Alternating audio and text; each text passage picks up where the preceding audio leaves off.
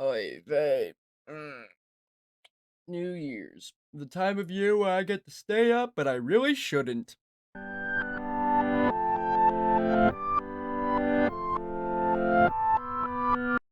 Good morning, everyone. My name's Stonsey Boy, and welcome back to Reading with Stonsey.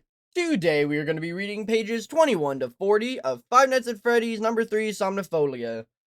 Man, I don't know why, but it's taken me like 5 days to record the second episode for this. And I genuinely, actually, no jokingly, don't know why. It's just something with the FNAF books. It always is, where like I just never want to do them. Like you know what I mean? And I shouldn't. It shouldn't be like that because it's like I like the FNAF books. It's just something about them. It's always something about the FNAF books that always gets me. But it's okay. It's okay. This is the last childish book that we're going to be reading, so that's good to know. So, without further ado, let's begin. Do you guys feel that? Bogart murmured. So cool, Jules said. Words began to float off the notebooks and into the air around them. Guys, Rad said in awe. Look at that! The notes transformed the words and numbers into pictures surrounded them. The ceiling faded away and was replaced by a blue sky and bright, shining sun. They were standing on the sand dunes of the pyramids of Giza nearby. The sun beat down on them and the heat was scorching. It's hot here, someone said. Look, and the structure of the pyramids. Hey, is this from world history notes? Sam could no longer tell who was speaking, and the words might have been coming from him. If their voices were deeply monotone. Wow, it's like lucid dreaming. This is unbelievable. Dude, I'm like seriously in Egypt. The pyramids faded away and the huge airplane was taken off the runway. The guys ducked as the plane lifted over their heads. They were in awe and the harsh sound of the plane vibrated above them. A kinetic equation involving the airplane's distance before taking off drifted across their eyes. The room turned into a warm restaurant kitchen and stainless steel countertops and a large brick oven. A cook took a pepperoni pizza out of the oven. Sam could even smell the pepperoni as the cook cut the pizza into fractions. Can I eat the pizza? I'm hungry again. Yum. A girl in the Renaissance era dress stood in the balcony shouting, Oh, Romeo, Romeo. A man who brought her English literature? Oh man, who brought the English literature? I don't know. I didn't bring my Romeo and Juliet notes. I think it's picking up stuff we learned in class. This is getting trippy. Sam's wristwatch began to beep in the distant echo. You guys hear that? Time to shut off the Dreamsphere. Suddenly, the lights of the sphere shut off. Moondrop went still, and the guys sat for a moment, unexpected quiet. They stared at one another. Then Rad said, That's the coolest thing I ever experienced. The group started laughing together. I can't believe it worked, Bogart said. I felt like I was literally in another world. That was awesome, said Jules. I remember everything, the facts, the equations. I'm like experiencing photographic memory right now. Cool, said Larry. I can feel really good, Sam said in awe. Like it could learn anything and everything in a matter of minutes. Man, I'm surprised it's worked. Amazed, actually. This is the best birthday present, guys, Rad said. Thanks, I'm going to pass all my classes this year. We have to do this every week. I'll even share the wealth. One of us has to take it home a week and then someone else next week. It's too fantastic to keep all to myself. Sam's hand went straight up before anyone could say anything. I'll take it at first. He was almost surprised as fast he volunteered. But there was something really exciting about the Dreamsphere. It made him feel something he hadn't felt in years. He wasn't sure if it was excitement or eagerness or even having something freeing about it. But he just knew he wanted to do it again. I guess Sam wants the Dreamsphere super bad, Bogart said with a laugh. Figures, Jules muttered. Bogart adjusted his hat. All I know is this after seeing the pizza guy, I could eat more pizza. In fact, I could win a pizza eating contest. Binge eating isn't safe, Sam told him. I once read that a kid eating a hot dog eating contest. He ate so many in 20 minutes that he suffocated. When they opened him up, his stomach and intestines were packed so tight that the links of the hot dogs had slipped into his arteries, or airways. It took literally days to get all the hot dogs out. Jules rolled his eyes. Sick, Larry said. Sam, you need to lay off the crazy stories, Bogart suggested. Anyways, Rad unplugged the Dreamsphere and handed it to Sam. Sphere's all yours, bud. We'll trade next week. Sam took the sphere and smiled. This week is going to be awesome. When he realized something strange, he could have sworn the sphere vibrated in his hands, ever so slightly. Sam heard the rock music playing from his mom's bedroom. Mom was painting again. Sam, you home? He heard her called out. Yeah, Mom, I'm home, he yelled back. I brought you food at Rad's party. He set a foil-covered plate in the breakfast bar. Sam and Mom lived in a 2-bedroom, 1-bathroom apartment. The bedrooms or living area were large, just the two of them, and comfortable home. Bogart's mom's art brought color into the space. The walls were bright blue and covered with vibrant paintings, and the living room couch was rustic orange, layered in a cozy blanket of fancy pillows. There were a few family pictures of the television stand and the dad and mom and him. The kitchen and a mini breakfast bar and a counter and the small island in the center of the kitchen area. The music cut off his room, strolled from her bedroom, her blonde hair bundled up on top of her head. She had blue paint on her cheek and wore a paint-splattered smock. She was wiping her hands with a colorful stained rag. "How was Rad's party?" she asked. "Was it totally rad? Mom, when are you gonna stop saying Rad's name like that?" "Oh, I'd say it in about 100 years, when it finally gets old. It's way past its expiration date." Well, I made cupcakes. Want one?" Sam lifted his eyebrow. "Are they gluten-free with unprocessed sweetener?" "They are not gluten-free, and they are made with absolutely delicious processed sugar and chocolate." He shook his head. "No thanks, I'll pass." "Guess I'll be sharing them in the teacher's lounge." "Mom, you know I wouldn't have any. I dream of the day when you'll wake up and smell the sugar." Sam placed a Dreamsphere in the breakfast bar next to the plate. His mom walked over to the sphere. "And what is that thing?" "It's a Dreamsphere. It helps you study. We wanted to make a pizzaplex for Rad, and we're taking turns using it." His mom picked up the sphere and shifted it in his hand, watching Moondrop turn left and right. "He's a weird-looking little guy. Helps you study, huh? How he helps you kick crazy diets and encourages you to eat pizza, cake, and candy like a normal teenager." "Mom, my digestion is 50% better on my new meal plan, and I'm more energized, if you hadn't noticed. It's the new me." Mom made a show of staring face. "So, still the same kiddo to me. Handsome as ever, though." "Sure, Mom." Sam shook his head. He was used to his mom's joke. It was one of the strongest people he'd ever met. She'd somehow worked through the grief of losing her high school sweetheart and helped Sam grieving over his father at such a young age. While managing to help them survive, his dad had been a breadwinner in the family, while his mom took care of him and allowed her dream to be a full-time artist. Her paintings hadn't really taken off, but her passion never faded. Even when she had to go back to work as a middle school art teacher, she had to squeeze in moments and paint herself nowadays. Sam didn't feel so bad hanging out with his friends when his mom was alone and gave her a chance to paint. "Thanks for bringing me food," Mom said. "Smells yummy. There's a birthday cake, too. Double the sugar and gluten-free. Gluten for me, even better." The next day after school, Sam set up Moondrop's Dreamsphere in the room. His mama stayed a little longer in the school to get things prepared for the following day, and when she had some time to herself, he placed the Dreamsphere on the bedside table and plugged the cord in a nearby wall outlet. Like giving the living room, his mom had made sure his bedroom was scented with color. His walls were forest green and light wooded furnishing. She brought him a light brown bedding and the highlights of dark blue and green. His tall bookshelf was lined with some of his favorite childhood books and few toys that his dad had bought for him. He also had a ton of books on digestion, health, germs, and making smart choices. His favorite picture of him and his dad sat on the top shelf where they were sitting in a dad's motorcycle, probably out to go on one of their father-son rides. Sat on his bed and picked up two subject notebooks and a school notes in English literature and ocean science. He went to the wristwatch alarm for 10 minutes. He decided to take out the glasses and set them on the little table, and then he pushed the button and started the Dreamsphere. Moondrop turned and the lights flashed across Sam's face. After a moment, he began to feel that slow, heavy sink feeling in his body. It felt so surreal that he wondered what would happen if he stood up, and he didn't and wanted a chance of falling over and hurting himself. Words floated from the notebook, dancing before him and then fading into air. First, he appeared right in the middle of Hamlet. The costumes were straight out of historical text, the words from the performers were spoken naturally. He felt as if he was witnessing William Shakespeare's imagination of the play right in his mind. Sam went to adjust the glasses and remembered he took them off. Then it dawned on him he actually could see very well with wearing his glasses without the Dreamsphere. "That's cool," he murmured. It was thrust into the ocean. Before Sam could panic, he realized he could actually walk and breathe underwater. He floated down the ocean floor and guided across the sand and rock. Careful not to step on any crawling sea creatures, he sensed the coldness of the water, but it wasn't overwhelming. A school of fish scattered away, and the pod of humpback whales swam close by, singing a song. Even though in the dream state, his mind specified that humpback whales' songs are made up of groans, grunts, and whistles most of the time. Seahorses floated past him, and the sea turtles slowly swam below the whales. When the whales swam by Sam, the most peaceful feeling came over him. He reached out his hand and touched one of the whales. He could have sworn the eye of the whale actually looked at him. The songs of the whales seemed to glide through the ripples of the water. Suddenly, the wristwatch sounded, and the sense of loss overcame Sam as he pulled back from the lucid experience. It was an odd shift from dream reality to his present. He pushed the button on the Dreamsphere to turn it off and clicked on his alarm, but he adapted once again to the surroundings of his bedroom. A smile spread across his face. "That was fantastic," he yelled out. Sam jumped up and did a little dance as he looked himself in the mirror. He could admit that it was odd to see a full smile on his face, and he really transformed him. He hardly ever smiled. For once, he'd admit that he looked and felt happy. He even flexed his arm and wondered if he could start lifting some weights. He did cardio as recommended to maintain a healthy lifestyle, but maybe he could add to it. He'd definitely think on that.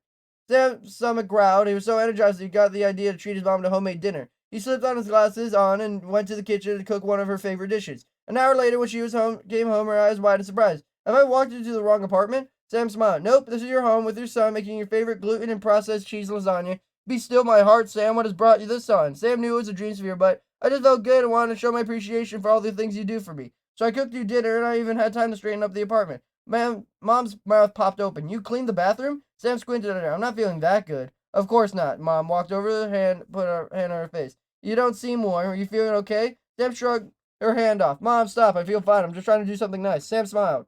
She smiled. Sam, thank you. I appreciate the gesture. This looks wonderful. Let me change and then we can eat. What are you going to have? He popped open the oven. I also have one gluten-free lasagna minus the cheese. She laughed. I'll be ready in 5. The next day, Sam eyed the Dreamsphere in the bedroom. While at school, he replayed a session from the day before over and over in his mind. It felt surreal and yet so real. It was like he was traveled to another world, right from the confines of his bedroom. He really wanted to extend the experience just a little bit longer.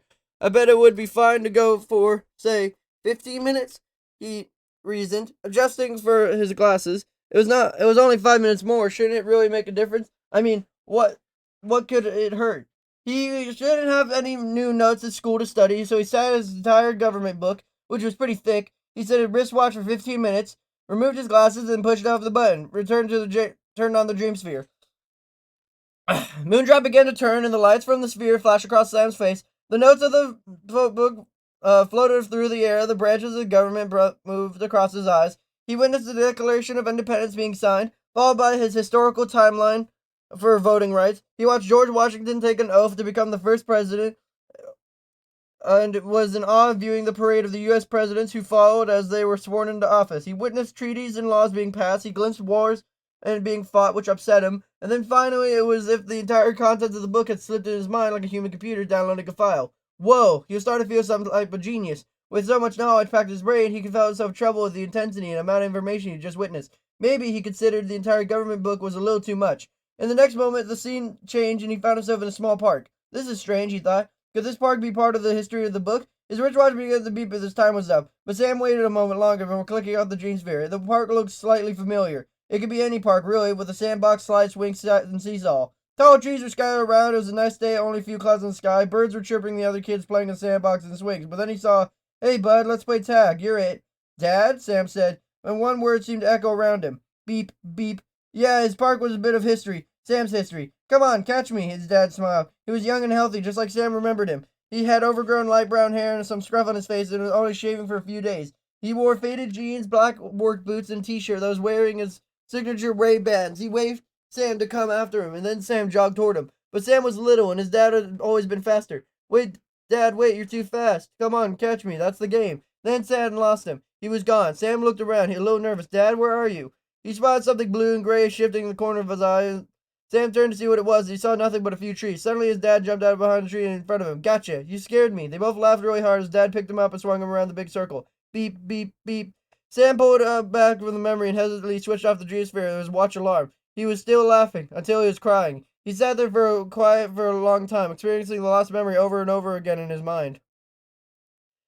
Sam was searching in the hall closet, digging through old boxes of their junk drawer full of sentimental items, as well as odd things that they didn't keep with the occasional use, like super glue, masking tape, a screwdriver, a hammer, an old paint roller, and a wrench. He was pretty sure the wrench was his dad's and he never used it again in his lifetime. "Sam, what are you looking for?" Mom asked her behind him. Sam's nose itched in dust. He sneezed once, then again.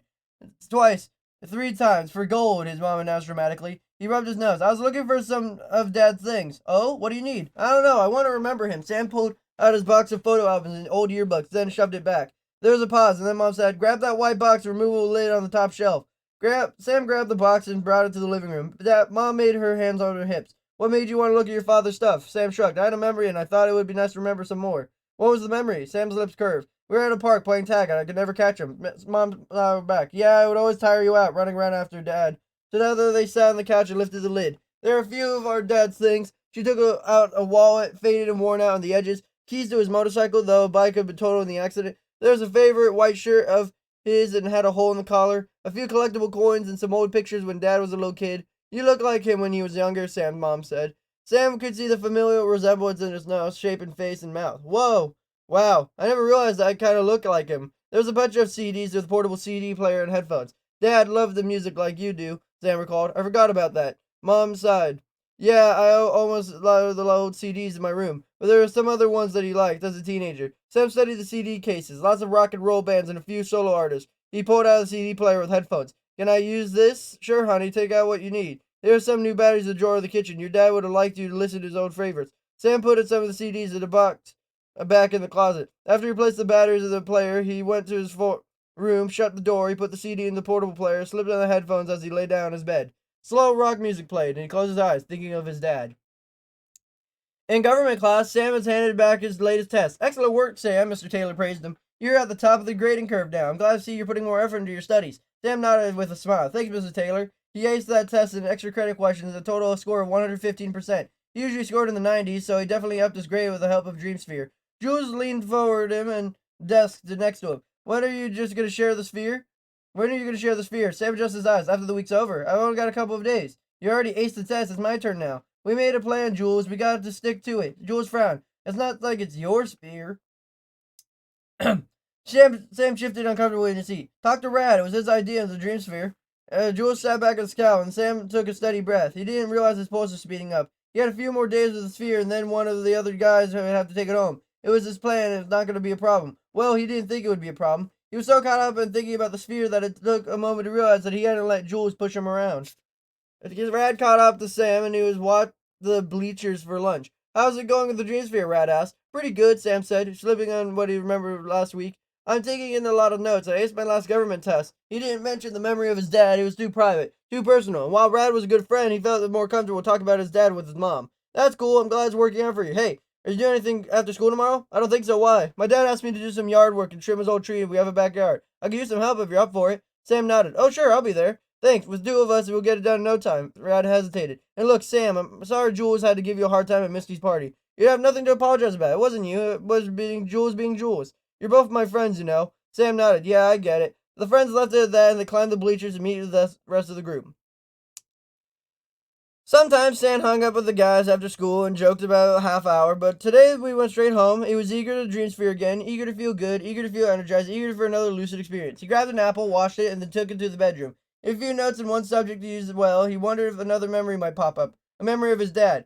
He occasionally dreamed of his dad, but a dream always faded when he awoke. Sometimes he looked at pictures to remember him, but it wasn't the same as the vivid memory he'd experienced. It had been like he was really reliving the fun moment in the park when he was little. Back then, when he wouldn't have had a care in the world, would have been laughter, fun, and joy. Feeling joyful and carefree after a part of his life anymore, and was kind of sad when he thought about it. It was not that he didn't love his mom, but with Dad gone, there was his hole in their family that never seemed to fill. And the experience of vivid memory, the hole was briefly filled and overflowing. He wanted to experience it all again. He took a bite of his apple and set his watch for 15 minutes, then hesitated. When he last used his sphere, the lucid dream of his dad didn't come until after the first 15 minutes of study time. 5 minutes more hadn't seemed to hurt him. I'm sure 10 minutes more would be fine too, he said. There was a familiar voice in the back of his head telling him that might be not a good idea. Then he squashed it, and he couldn't always be Captain Doom. He might have followed 5 minutes of time with his dad in the dream state, but when he went over a couple minutes past 15, he felt fine. In fact, he felt fantastic each time he used the dream sphere. Even better after his gluten-free meal plan. He took a breath and reset his watch alarm for 20 minutes. When he slipped off his glasses, he pushed the dream sphere's on button. Lights spun and the heavy feeling sunk into his body, and the study notes came alive. He experienced the ocean science on a whole new level. He could see the oceans were very old, ancient. Billions of years of history could be told through the oceans. But Sam hesitated to take it for much information. He had a sudden thought that the mind could handle it all. Then the scene shifted. The apple had been eating floated up in the air. It was broken apart into sections of the stem, the core, seeds, and inner pulp of the apple and the skin. The nutrients of the apple listed before his eyes and the health benefits of the body. Wow, he said in awe. Looks like I need to eat more apples. Then the memories arrived. His mom and dad took him to a road trip amusement park. They rode fast rides, played games, and ate funnel cake. Dad wanted him in a stuffed giraffe and then sit on the shoulders as they walked through a swarm of people. He could see everything there in the height. He thought it was funny with the bell hanging from the tip among the crowd and the clown with fluffy red hair up ahead of them. He could feel the light brush of wind against his skin that day. The seagull flew by him and landed on a nearby fence. Sam tried to grab it. The bird squawked and flew away.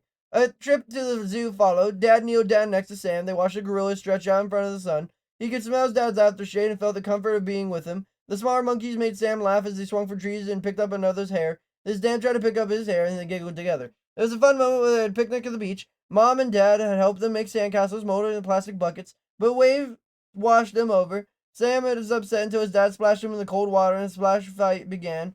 Sam could only taste the salty water as if they were in the real grainy sand in his skin. He relived the family movie night. Sam sat on the couch, squeezed between his mom and dad and a big bowl of popcorn in his lap. His mouth watered the taste of the butter and his skin warmed the coziness of the room. He felt loved and secure, wedged in the middle of his parents. Those were some of the best moments of his life. It seemed Sam had forgotten all the wonderful times they had together, or perhaps he had buried them so deep within his mind because remembering had hurt too much. His alarm sounded. Sam turned off the Dreamsphere with a soft smile on his face. It wasn't so sad this time, but he was content to relive those moments again. He pulled out the CD player, slipped on the headphones, and lay back in bed, listening to his dad's music. Then he replayed the memories he experienced on his mind like his own personal home movie.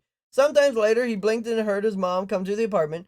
His room was slightly darkened in the late afternoon. He sat up, pulled up his headphones, and rubbed his eyes, trying to shake the drowsy feeling from his head. He looked at his watch. He'd been lying down and replaying the memories in his mind for an hour and a half. He had to realize how much time had passed. That evening, Stan found his mom in his room holding the Dreamsphere. A flash of irritation came over him. "Mom, what are you doing?" His voice was urgent. He tried to stop himself from snatching away from her. Mom's eyes wide open. "Whoa, just checking out the funny ball. What's got you in a twist?" He adjusted his glasses. "Nothing, I didn't know what you were doing. It's rads. We have to be careful with it. Please leave it alone." "I know it's rads. Sheesh, have you been using this every day?" "No," he fibbed, crossing his arm. "But when I do, it helps me remember my school notes." His mom lifted her eyebrow. I don't recall you ever having trouble memorizing your notes before, and you seem a little tense about this ball." Sam blinked. "What? I'm not intense." She gave him mom's stare no so well. A look basically said, "Get real. Just be careful with these things like these, Sam. Pretty soon you would be clucking like a chicken. And then what would we do? And I'm only half kidding." It makes you wonder how you could be only half kidding on something. I mean, honestly, I couldn't tell you. Maybe it has to do with, like, I don't know, like, the amount of kidding you're able to do in that moment, question mark? I don't know. I truly couldn't tell you. What I could tell you is, today we read pages 21 to 40, which is, pretty good. I'm totally not having problems with my computer right now, and that's why I'm stretching this out. Today we read pages 21 to 40, pretty good. Next time we're going to be doing another 20-page episode. We're not going to be breaking the norm anytime soon, because, yep, next time we're reading 41 to 60. Pretty norm. These audiobooks are taking me longer to read for some reason. Like I said, it's been a minute. I took like a 5-day break from making audiobooks. I don't know why. It's always these Five Nights at Freddy's books. It really is. But don't worry, because it's time for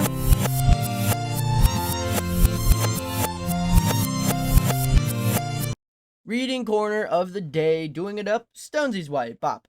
Today we're going to be learning about the Saluki. Very strange looking dog. It looks almost like a ripoff of another dog we read about. Let me try to find them real quick. It looks like a mix of the Petite Basset Griffon Vendine and the Pharaoh Hound. Like a weird little mixture between the two. It's too skinny to get in a boxing fight, and it's too fluffy to get into, well, any fight. But before you can make fun of anything, or have a strong opinion on something, you should learn of its history. Not only does it build your credibility if you try to have an argument if someone tries to argue with something you're very passionate about, but it also makes you look smarter in front of your mom, your dad, your sister, or your brother, or your picture of Spy from Team Fortress 2 that says "Seduce Me" from the one of the old Meet Thes, if anyone knows TF2 anymore. God, I'm old. And yeah, it just makes you look smarter, looks you more credible, makes you look more intelligent. Just honestly makes you more smart all around. Now, intelligence doesn't necessarily lie in knowing things. It goes from knowing things to teaching them to others. So it's okay if you knew that, like, a proton and a neutron can and cannot go together. But if you were to teach it to someone, that really shows your intelligence and shows it to others that, wow, this guy's really smart. But it also could bring it down if you tell them a lie or a fib. It could also be misinformation, but, that's a whole nother day. Now, the history of the Saluki is that the Saluki is perhaps the most ancient breed of the domestic dog. Evidence of the Saluki can be found in Egyptian tombs dating several thousands of years BC. The same name Saluki may come from the ancient civilization of Seleucia. Arab nomads used Salukis to run down gazelles, foxes, and hares in the desert, often with the aid of falcons. Although Muslim religion considered the dog to be unclean, an exception was made for the Saluki, which was referred to El Hor, the noble one, as the provider of meat. The Saluki was allowed to sleep in the tents and enjoy the tender attention of the Budin master. The Salukis were not allowed to breed with non-Salukis, accounting for their purity throughout the centuries. Because they ranged with the nomadic owners over a wide area of the Middle East, Salukis became widely distributed and great local variation resulting in the breed's variability today. I'm sorry. The Saluki became the attention of the Western world around 1900, as recognized by the AKC in 1928. Their numbers are decreased in the lands of the origin as a result of the advent of the hunting and guns from jeeps. The primary role of the Saluki today is an exotic companion to show dog. Although many were still used to hare coursing, the Saluki is called the Persian Greyhound, Gazelle Hound, or Tazi. Interesting. Now that you know the history of the Saluki, you want one for yourself. You want one of these ancient dogs, one of these dogs made of cobblestone and vine. So what is their temperament? How can they do with kids? Well, the temperament of the Saluki is that the Saluki tends to be aloof and reserved with strangers, extremely devoted to its own family, but is not particularly demonstrative. The Saluki is very gentle with children, but it may not be playful enough to satisfy most children.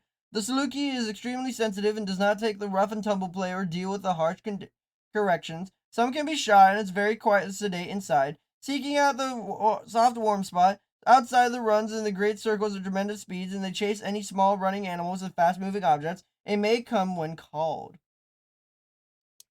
Okay, so now that you know the temperament, what's the upkeep? How do we keep these dogs kind with children and kind of not listening? Granted, they were raised by pharaohs and such things, so of course they're not going to listen to the commoner. The upkeep of the Saluki is that daily exercise is essential, preferably in the form of free running in safe and closed areas. It may also be met with long leash walk for jogging. They should sleep inside in all but warmest climates, but do best in indoor dogs with access to a yard. They play in the snow and cold weather, but should not be expected to spend extended time in the cold. The Saluki must have a soft bed or can develop calluses. A Saluki in proper weight is naturally thin, but tend to be picky eaters when a result of a very thin-looking dog. Many people not familiar with the breed wrongly assume that dog is not being fed properly. The smooth coat needs to be occasional brushing to remove dead hair, but longer feathering needs to be combing once or twice a week to prevent matting. Alright, now if you are a child, please cover your ears. If you are an adult or a teenager, please grab your notebooks if you own a Saluki, for we're going to go through the health concerns of the breed. Major concerns are hemangiosarcoma. Minor concerns are cardiomyopathy. They're occasionally seen with hypothyroidism. Your suggested tests for them are cardiac and thyroid. Lifespan is 12 to 14 years. And there is a special note from the great people at the Encyclopedia of Dog Breeds that says, sensitive to barbiturate anesthesia. Now imagine you don't see these dogs in front of you. What's their real form and function, considering they're considered to be a hunting dog? Well, the form and function of the Saluki is a general greyhound-like build and should combine the aspects of grace, symmetry, great speed, and endurance, coupled with the strength to enable it to kill gazelle, other quarry, or other deep sand or rocky mountains. The expression should be dignified, gentle, with a deep, faithful, far-seeing eyes. Its movement is light, the coat is smooth and silky, the feather variety has long hair and ears, tail between its toes, and sometimes the back of its legs. The smooth variety is no long feathering. The breed is a wide range of equally acceptable types, reflecting the wide area over which it was developed. Now for the tier list. 5 is the best, 4 is better, 3 is average, 2 is worse, 1 is the worst unless it comes to grooming. Now, energy level is at a 2, not very high. Exercise requirements, playfulness, affection level, friendliness towards dogs and other pets is at a 3, so pretty average. Friendliness towards strangers is at a 1, so they do not like strangers. Ease of training and watchdog ability are at a 3, so they're pretty easy, they're pretty average to train and pretty average for watchdog ability. Protection ability is at a 2.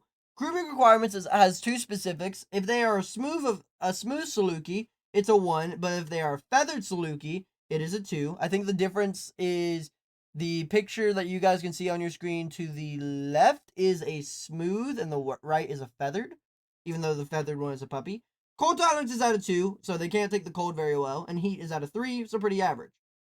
The weight of both a male and female Saluki should be 35 to 65 pounds, and the height of a male should be 23 to 28 pounds, though a female may be considerably smaller. 1, 2, oh wow, 2. We have 2 more dog breeds to talk about before we're done with the hound group fully. The next hound breed, speaking of, is the one you'll be speaking about in the next episode. Alright. I need to get a water. I don't know if you guys have been able to hear it, but my voice has slowly been deteriorating throughout all this time. So that's been real fun. But what's been more fun is reading this episode for you guys. So I hope you guys have a fantastic, wonderful day. People like, be efficient. Make sure to like, comment, and subscribe. And I'll see you guys next time.